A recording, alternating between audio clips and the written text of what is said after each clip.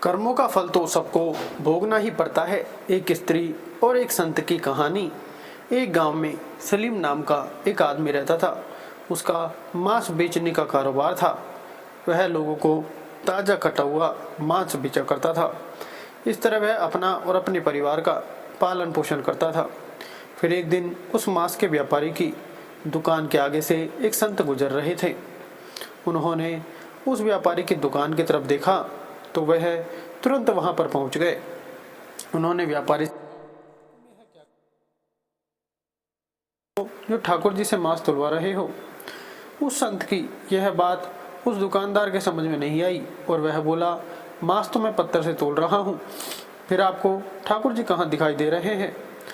दुकानदार की इस बात पर संत ने कहा, देखो तुमने मांस तोलने के बाट की जगह पर शालिग्राम जी को रख रखा है। तुम शालिग्राम जी से मांस तोल रहे हो। यह बात सुनकर दुकानदार हैरान रह गया और कहने लगा कि इसे तो मैं पत्थर समझकर उठा लाया था, मुझे तो यह पत्थर ही लग रहा था। यह शालिग्राम जी हैं, इस बात की समझ मुझ जैसे अज्ञानी को कैसे होती भला। ऐसा कहते कहते उस दुकानदार की आंखों से आंसू की धारा बहने लगी और वह उस संत के पैरों में गिर पड़ा और अनजाने में हुए उस अपराध का पश्चाताप करने लगा। संत ने कहा, तुम इस शालिग्राम जी को इसी समय गंगा जल से धोकर मंदिर में स्थापित कराओ और भगवान श्री विष्णु से माफी मांगो।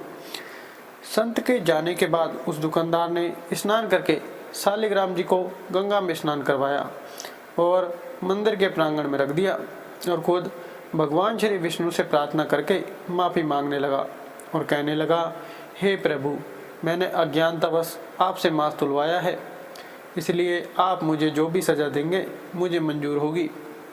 फिर वह दुकानदार सोचने लगा कि मैं कितना मूर्ख हूँ जो भगवान से न जाने कितने सालों से मांस तुलवा रहा हूँ, और प्रभु कितने दयालु हैं जो मेरे घोर अपराध करने के बाद भी मेरा और मेरे परिवार का भरण पोषण करते रहे।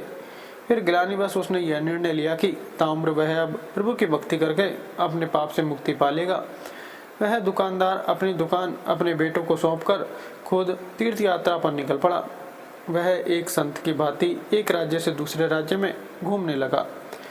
एक दिन वह घूमते घूमते एक गांव में जा पहुंचा और वहां पर रात्रि विश्राम के लिए शरण मांगकर रुक गया। वह एक घर में उस घर के मालिक की शरण में रुक रात्रि काट रहा था। वह रात्रि भोजन मकान मालिक से पाकर रात को सोने के लिए उसके मकान के आंगन में सो रहा था। तभी अर्धरात्रि के समय एक औरत उसके समीप आई और उसकी चारपाई पर ही उसके बगल में सो गई। तभी उसकी आंख खुल गई और अपनी चारपाई पर औरत को देखकर वह तुरंत उठ खड़ा हुआ, मगर जैसे ही वह घबराकर चारपाई से नीचे उतरा तो उस औरत ने उसे फिर से चारपाई पर खींच लिया। वह औरत वधवास उसके करीब आती जा रही थी। वह औरत वासना की अग्नि में धधक रही थी। यह सब देखकर उसने उस औरत से कहा कि हे देवी, आप यह क्या कर रही हो? मैं एक त्यागी संत हूँ और तुम इस समय वासना से भरी हुई हो। तुम मुझसे दूर हो जाओ, नहीं तो मैं अभी इसी समय इस घर को त्याग दूंगा। औरत ने संत के रूखे शब्दों को सुना तो मानो उसे वह शब्द तीर की भांति भेद रहे हो। वह लपकती हुई उस संत को अपनी बाहों में समेटकर अपनी मनमानी करने को आतुर हो रही थी। संत ने पूछा, तुम कौन हो और मुझसे इस तरह का व्यवहार क्यों कर रही हो? तब वह औरत बोली, तुम जिस घर में ठहरे हो यह घर मेरा ही है और मैं इस घर की मालकिन हूँ। वह व्यक्ति जिसने तुम्हें रात्रि विश्राम के लिए शरण दी वह मेरा पति है। तब संत बोले, ठीक है, तुम्हारे पति घर में सो रहे हैं तो तुम्हें उनके पास जाना चाहिए। तब वह औरत बोली, तुम जब मेरे घर पर शरण के लिए आए थे तब मैंने तुम्हें देखा और तुम्हें देखते ही तुम्हारे रूप और यौवन की मैं दीवानी हो गई। तुम्हें पाने की लालसा में मैंने यह बीते हुए पल बहुत ही मुश्किल से गुजारे हैं। अब मुझे तुम्हारा सानिध्य मिल गया है तो मैं भला तुम्हें अपने से अलग क्यों करूं?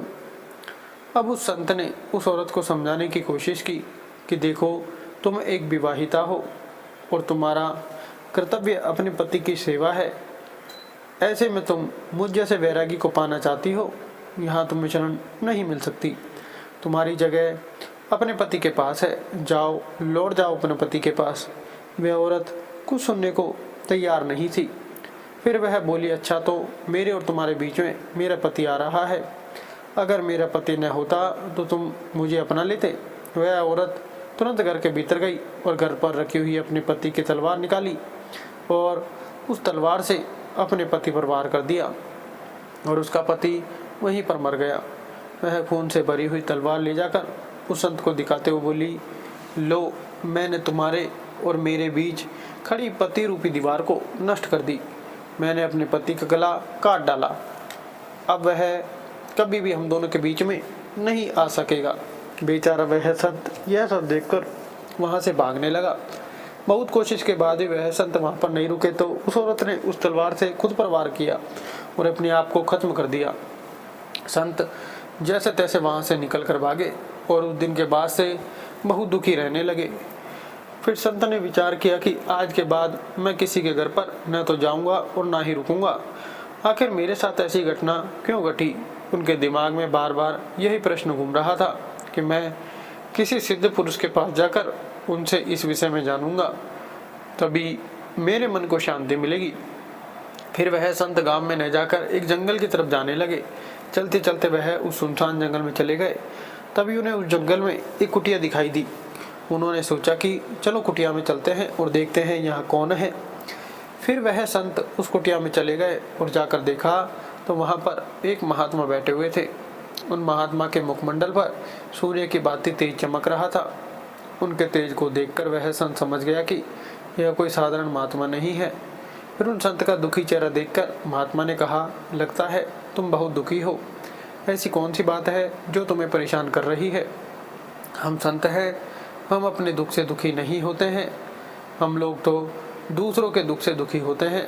तुम्हारे साथ में ऐसा कौन सा दुख है? तुम मुझे इनसे निसंकोच होकर बताओ।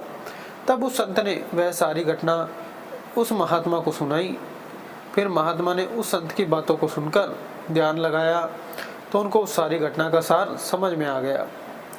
महात्मा ने उस संत से कहा, यह सब तो होना ही था, इसमें तुम्हारा कोई दोष नहीं है। अब तुम शांत मन से भगवान श्री विष्णु की भक्ति करो। तब उस संत ने कहा कि यह सब तो होना ही था, इसका क्या मतलब है? तब वह महात्मा हंसते हुए बोलो, तुम मेरे पास बैठो, मैं तुम्हें सब कुछ बताता हूँ। महात्मा ने कहा, यह सब पिछले जन्म का बदला था जो उस स्त्री ने ले लिया। संत ने कहा, पिछले जन्म का कैसा बदला? अब महात्मा उस संत को बताने लगे कि पूर्व जन्म में तुम भगवान श्री विष्णु की भक्ति के लिए घर बार छोड़कर एकांत स्थान में रहते हुए भक्ति करते थे। एक दिन जब तुम ध्यान मग्न होकर प्रभु की भक्ति कर रहे थे तभी वहां से एक गाय दौड़ती हुई आई और तुमने गाय को देखा और चुप रहे। उस गाय को एक कसाई पकड़ना चाहता था। गाय उस कसाई से बचती हुई और दौड़ती हुई वहां पर आई थी।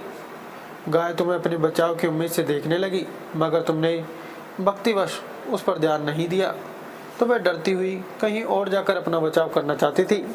वह गाय वहां से चली गई। तभी उसके पीछे पीछे भागता हुआ वह कसाई तुम्हारे सामने हाथ में तलवार लिए हुए आया। तुम जिस स्थान पर बैठे हुए थे वह ठीक चौराहे पर बना हुआ था। कहने का तात्पर्य, वहाँ से 4 मार्ग निकलते थे, इसलिए कसाई वहाँ पर आकर रुक गया। उसे समझ नहीं आ रहा था कि वह गाय किस दिशा में चली गई। फिर चारों तरफ नज़र दौड़ाकर वह कसाई तुम्हारे पास आया और तुमसे उस गाय के बारे में पूछा कि तुमने किसी गाय को यहाँ से भागते हुए देखा है। तुमने उस कसाई की तरफ देखे बिना बंद आंखों से ही उस रास्ते की तरफ हाथ कर दिया जिस दिशा में वह गाय भाग कर गई थी। वह कसाई तुम्हारे इशारे को देखकर उसी रास्ते पर चला गया जहाँ वह गाय भागती हुई गई थी। फिर उस कसाई ने गाय को पकड़ लिया और अपनी तलवार से मार दिया था। अब वह संत हैरान होकर उन महात्मा से कहने लगा, उस गाय व कसाई से मेरी इस घटना का क्या वास्ता है?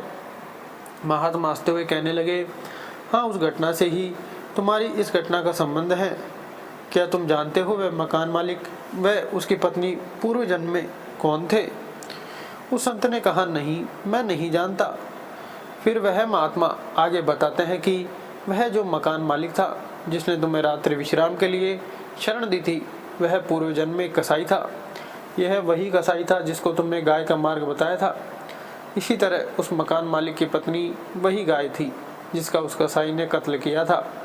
वह गाय जब कसाई द्वारा काटी जा रही थी तभी वह मनी मन तुम दोनों से बदले की आग में जल रही थी और इस जन्म में उसने तुम दोनों से बदला ले लिया। उसने उस कसाई जो उसका इस जन्म में पति था उसी तरह तलवार से मार दिया जैसे उस कसाई ने गाय को तलवार से काटा था।